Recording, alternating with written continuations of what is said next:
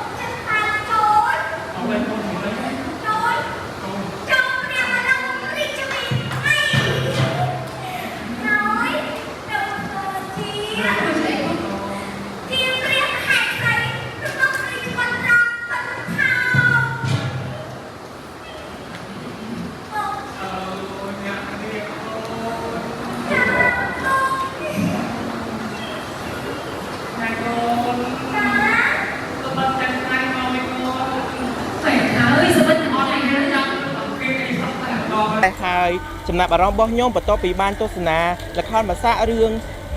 រតនាធីតាមកសេះមកខ្ញុំមានអារម្មណ៍ថាខ្ញុំសប្បាយរីករាយដោយបានឃើញការរៀបចំរបស់ខាងក្រសួងវប្បធម៌ដែលបានបង្កើតកម្មវិធីនេះឡើង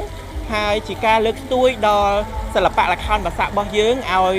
បន្តរីកចម្រើនទៅខាងមុខកុំឲ្យបាត់បង់ផងដែរហើយសម្រាប់ការចូលរួមនៅក្នុងថ្ងៃនេះផងដែរក៏មានបងដែលជាសិល្បករសម័យគាត់បានសហការចូលរួមជាមួយនឹងបងប្អូនដែលជាសិស្សនៃសាលាមធ្យមវិចិត្រសិល្បៈហើយក៏មានមហាជននៅជំទាវរដ្ឋមន្ត្រីក្រសួងវប្បធម៌វិចិត្រសិល្បៈលោកក៏បានអញ្ជើញមកចូលរួមទស្សនានៅក្នុងការសម្ដែងល្ខោនបាសាក់ក៏ដូចជា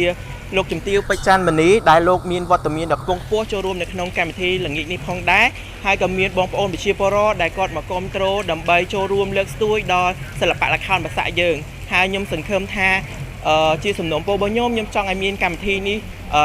ឲ្យបានច្រើនដើម្បីចូលរួមលើកស្ទួយដល់ល្ខោនបាសាក់របស់ខ្មែរយើងអរគុណ